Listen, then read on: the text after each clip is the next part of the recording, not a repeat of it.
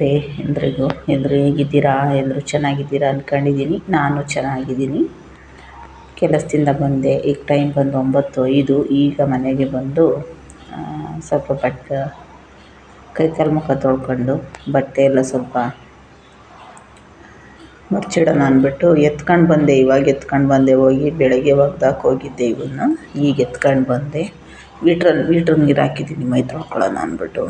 ಸ್ವಲ್ಪ ದೇವ್ರ room clean ಮಾಡಬೇಕು. ಅದಕ್ಕೇ ಬೆಳಗ್ಗೆ ಗುರುವಾರ ಫೋಟೋಗಳು ಎಲ್ಲ ಏನೂ ಒರೆಸಿಲ್ಲ ನಾನು. ಅದಕ್ಕೆ ಎಲ್ಲ ಒರೆಸಿ ಎಲ್ಲ ಕ್ಲೀನ್ ಮಾಡ್ಕೊಳ್ಳೋಣ ಅಂದರೆ ಇಷ್ಟೊತ್ತನ್ನ ಕ್ಲೀನ್ ಮಾಡೋಲ್ಲ ಬೆಳಗ್ಗೆಗೆ. ಆದರೆ ಇವಾಗ ದೇವ್ರ ರೂಮ್ ಎಲ್ಲ ಸ್ವಲ್ಪ ದೇವ್ರ ಸಾಮಾನೆಲ್ಲ ತೊಳೆದು ದೇವ್ರ ರೂಮ್ ಎಲ್ಲ ಕ್ಲೀನ್ ಮಾಡ್ಕೊಂಡ್ರೆ ಕ್ಲೀನಾಗಿ ಕಾಣಿಸ್ತೈತೆ ಅಂದ್ಬಿಟ್ಟು ಅದಕ್ಕೆ ಬಟ್ಟೆ ಎಲ್ಲ ಮಡಚಿಡೋಣ ಅಂತ. ನಮ್ಮ ಮನೆ ಹಾಲಲ್ಲಿರೋ ಬಲ್ಪು ಆಫ್ ಆಗ್ತೈತಿ, ಆನ್ ಆಗ್ತೈತಿ. ಯಾಕೋ ಅದು ಲೂಸ್ ಆಗಿರಬೇಕು ಅನಿಸುತ್ತೆ. ಯಾಕೋ ಅದು ಓಡ್ರು ಲೂಸ್ ಆಗಿರಬೇಕು ಅನಿಸುತ್ತೆ. ಅದಕ್ಕೆ ಆ ಥರ ಆಗೋದದು. ಬೆಳಗ್ಗೆ ಬಟ್ಟೆ ಎಲ್ಲ ಒಗೆಯೋಷ್ಟೊತ್ತಿಗೆ ಕೈ ತುಂಬ ನೋವು ಬರುತ್ತೆ ನನಗೆ. ಆದರೂ ಹೇಳ್ತಾನೆ ಇರ್ತೀನಿ ನಾನು ವೀಡಿಯೋದಲ್ಲೆಲ್ಲ ಕೈ ನೋವು ಅಂತ. ಆದರೆ ಮಾಡ್ತಾನೇ ಇರ್ತೀನಿ. ಅಂದರೆ ಜಾಸ್ತಿ ಬಟ್ಟೆ ಕೂಡ ಹಾಕ್ಕೊಂಬಿಟ್ರೆ ಒಗೆಯೋಕ್ಕಾಗಲ್ಲ. ಅದಕ್ಕೇ ಸ್ವಲ್ಪ ಇದ್ದಂಗೆ ಹಂಗೂ ಡೈಲಿ ಒಗಿತಾನೆ ಇರ್ತೀನಿ. ನಾನು ಇತ್ತೀಚೆಗೆ ಸೋಪಿನ ಪುಡಿಯಾಗಿ ಕೈ ಆಡ್ತೀನಿ. ಮತ್ತು ಅಲ್ಲಿ ಸೋಪ್ ಆಯಿಲ್ ಕೈ ಆಡ್ತೀನಿ. ಇಲ್ಲಿ ಸೋಪಿನ ಪುಡೀಲಿ ಕೈ ಆಡಿದೆ. ಮತ್ತು ಇಲ್ಲಿ ಸೋಪಿನ ಪುಡೀಲಿ ಡೈಲಿ ಬಟ್ಟೆ ಒಗೆಯೋದಕ್ಕೆ ಒಂಥರ ನನಗೆ ಕಣ್ಣೆಲ್ಲ ಉರಿಯೋದು ಮತ್ತು ಕಾಲೆಲ್ಲ ಅಂಗಾಲೆಲ್ಲ ಉರಿಯೋದು ಎಲ್ಲ ಆಗ್ತಿರುತ್ತೆ. ಆದರೂ ಮಾಡ್ತಿರ್ತೀನಿ. ಯಾಕಂದರೆ ಡೈಲಿ ಸೋಪಿನ ಪುಡಿಯಲ್ಲಿ ಕೈ ಆಡಬಾರ್ದು ಅಂತಾರೆ. ನಾನು ಇನ್ನೇನು ಮಾಡೋದು, ಬಟ್ಟೆ ಜಾಸ್ತಿ ಆಗೋತ್ತವೆ ಅಂತ ಒಗಿತೀನಿ. ಡೈಲಿ ಒಗಿತೀನಿ. ಇನ್ಮೇಲೆ 2 ದಿವ್ಸಕ್ಕೊಂದ್ಸರಿ ಬಟ್ಟೆ ಒಗಿತೀನಿ. ಯಾಕಂದರೆ ಡೈಲಿ ಒಗ್ಯಕ್ಕೆ ಹೋಗಲ್ಲ. 2 ದಿವ್ಸಕ್ಕೊಂದ್ಸರಿ ಒಗ್ದಾಕ್ತೀನಿ ಬಟ್ಟೆ. ಡೈಲಿ ಒಗೆದ್ರೆ ನನಗೂ ಆಗೋದಿಲ್ಲ. ಒಂಥರ ಅದು ಸೋಪಿನ ಪುಡಿಯಲ್ಲಿ ಕೈ ಆಡೋದಕ್ಕೆ ಒಂಥರ ಕಣ್ಣೆಲ್ಲ ಉರಿಯೋದು ಎಲ್ಲ ಆಗುತ್ತಲ್ವ. ಅದಕ್ಕೆ ಇನ್ನು ಡೈಲಿ ಒಗೆಯೋದು ಬೇಡ, 2 ದಿವ್ಸಕ್ಕೊಂದ್ಸರಿ ಒಗೆಯೋಣ ಅಂದ್ಕೊಂಡಿದ್ದೀನಿ. ಆದರೂ ಬಟ್ಟೆ ಕೂಡ ಹಾಕ್ತಿರ್ತೀವಿ.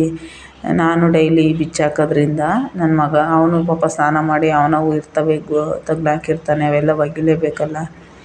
ಹಂಗಾಗಿ ಒಗಿತೀನಿ ಜಾಸ್ತಿ ಆಗುತ್ತವೆ ಅಂತ. ನೋಡಿ ಬೆಳಗ್ಗೆ ಒಗ್ದಾಕಿ ಹೋಗಿದ್ದೆ. ನಾಳೆ ಗುರುವಾರ ಅಂದ್ಬಿಟ್ಟು ಬೆಳಗ್ಗೆನೇ ಬಟ್ಟೆ ಒಗ್ದಾಕೋದೆ. ಇವತ್ತು ನಾನು ನಾಳೆ ವಾರ ಮಾಡಬೇಕು, ಬಟ್ಟೆ ಒಗೆಯೋಕ್ಕಾಗಲ್ಲ ಅಂದ್ಬಿಟ್ಟು ಬೆಳಗ್ಗೆನೆಲ್ಲ ಒಗ್ದಾಕಿ ಹೋಗಿದ್ದೆ. ನನ್ನ ಮಗ ಎತ್ತಿಕ್ಕಿಲ್ಲ. ಅವನು ನಿದ್ದೆಯಲ್ಲಿ ಮರ್ತುಬಿಟ್ಟವನೇ. ನಾನೇ ಬಂದು ಎತ್ತಿಕ್ಕೊಂಡೆ.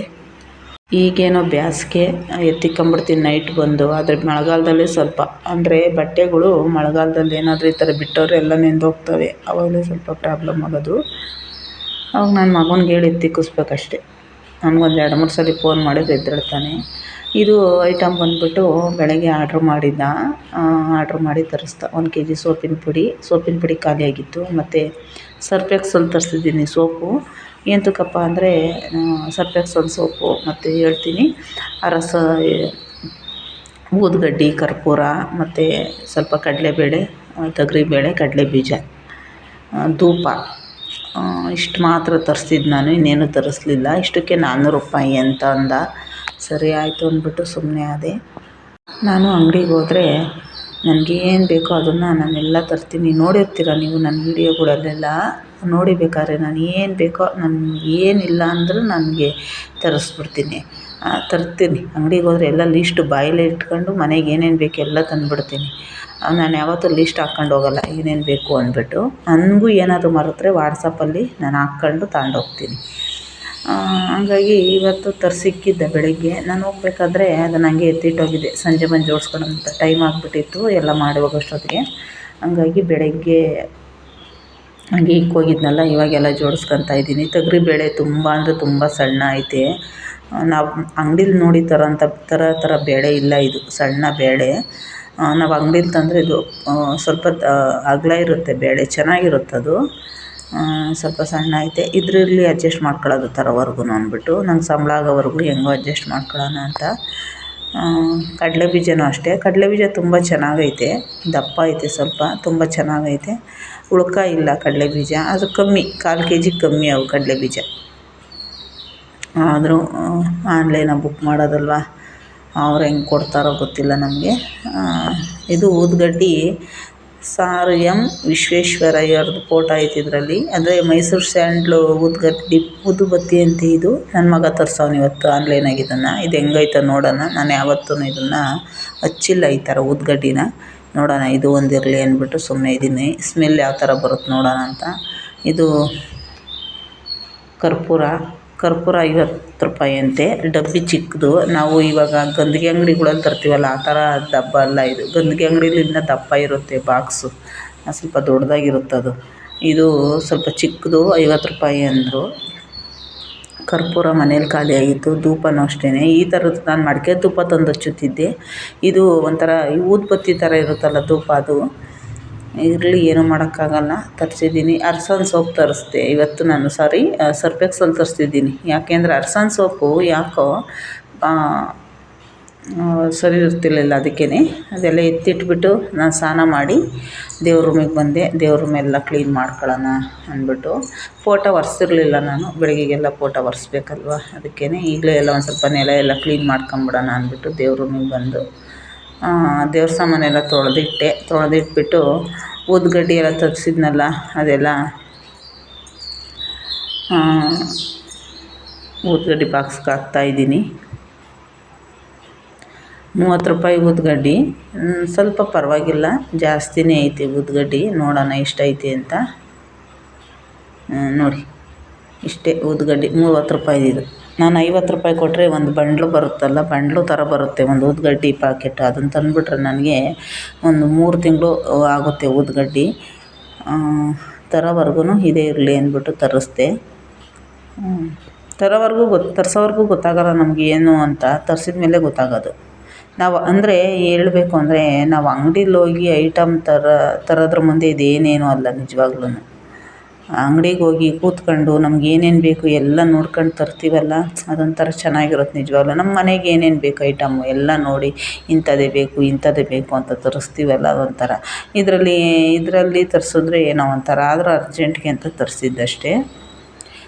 ದೀಪಕ್ಕೆ ಬತ್ತಿ ಹಾಕಿಟ್ಬಿಡೋಣ ಅಂದ್ಬಿಟ್ಟು ನಾನು ಒಂದು ರೋಲ್ ತರ್ತೀನಿ. ಬತ್ತಿನ ಒಂದು ರೋಲ್ ತಂದುಬಿಟ್ಟು ಅದ್ರಾಗೆ ಎಷ್ಟು ಬೇಕೋ ಅಷ್ಟು ಕಟ್ ಮಾಡ್ಕೊಂಡು ದೀಪಕ್ಕೆ ಹಾಕೋದು. ನಾನು ಎಲ್ಲ ತೊಳೆದಿದ್ನಲ್ಲ ದೇವ್ರ ದೀಪನೆಲ್ಲ, ಅದಕ್ಕೆ ಹಂಗೆ ಬತ್ತಿನೂ ಹಾಕಿಟ್ಬಿಡೋಣ. ಸ್ನಾನ ಮಾಡಿದ್ನಲ್ಲ, ಬತ್ತಿನೂ ಹಾಕಿಟ್ಬಿಡೋಣ ಅಂದ್ಬಿಟ್ಟು ಬತ್ತಿನೂ ಹಾಕಿಟ್ಕೊತೀನಿ. ನನಗೆ ಯಾವುದು ಸಣ್ಣ ಪುಟ್ಟ ಕೆಲಸ ಇರುತ್ತೋ ಅದೆಲ್ಲ ನಾನು ಇಷ್ಟೊತ್ತಿನಲ್ಲಿ ಮಾಡಿ ಮುಗಿಸ್ಕೊಂಬಿಡ್ತೀನಿ. ಪೂಜೆ ಮಾಡಬೇಕು ನಾಳೆಗೆ ಅಂತ.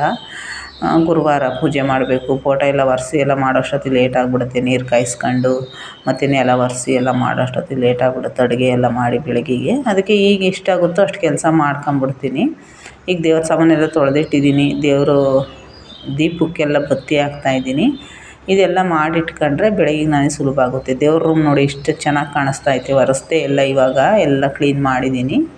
ಸ್ವಲ್ಪ ಹಳೇದನ್ನೆಲ್ಲ ತೆಗೆದ್ಬಿಟ್ಟೆ. ದೇವ್ರ ರೂಮಲ್ಲಿ ಯಾವುದೂ ಇಟ್ಕೊಳ್ಳಲ್ಲ. ಇನ್ಮೇಲೆ 2 ದೀಪ, ಒಂದು ಕಳಸದ ಚಂಬು, ಒಂದು ಫೋಟೋ ಅಷ್ಟೇ. ಇನ್ನು ಜಾಸ್ತಿ ಏನು ಇಡಲ್ಲ. ಯಾಕಂದರೆ ನನಗೂ ವಾರ ಎಲ್ಲ ಕ್ಲೀನ್ ಮಾಡ್ಕೊಂಡು ಕೂತ್ಕೊಳ್ಳೋಕ್ಕಾಗಲ್ಲ. ಮತ್ತು ನನಗೂ ಕೆಲ್ಸಕ್ಕೆ ಹೋಗಿ ಮನೆಯಲ್ಲಿ ಮಾಡೋದೇ ಸಾಕಾಗ್ಬಿಡುತ್ತೆ ನಿಜವಾಗ್ಲೂ.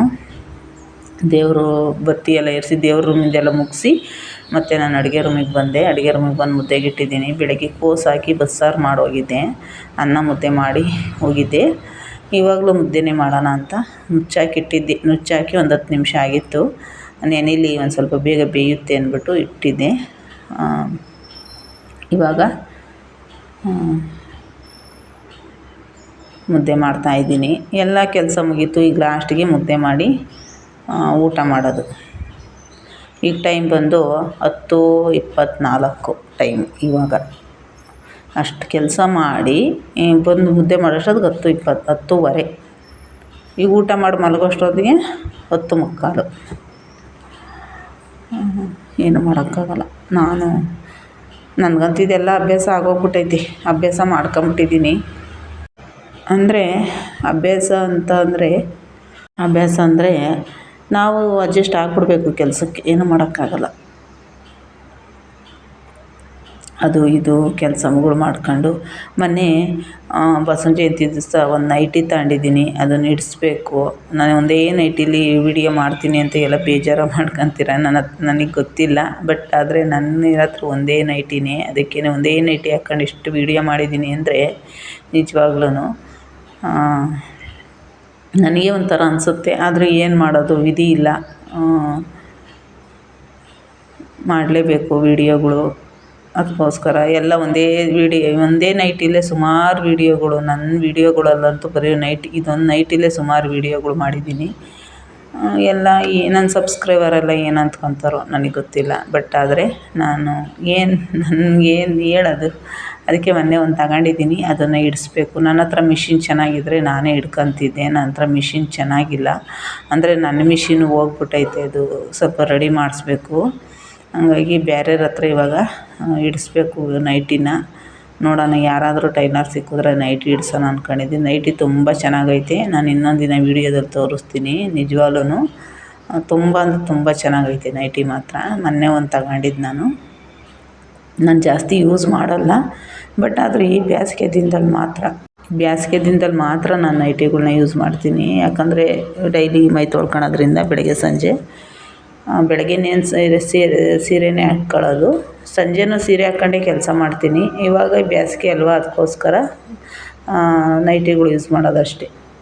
ನನಗೆ ಮಳೆಗಾಲದಲ್ಲಿ ನೈಟಿ ಅವಶ್ಯಕತೆ ಇಲ್ಲ, ಯಾಕಂದರೆ ಸೀರೆ ಉಟ್ಕೊಂಡಿರ್ತೀನಿ, ಅದರಲ್ಲೇ ಬಂದು ಕೆಲಸ ಮುಗಿಸ್ಕೊತೀನಿ.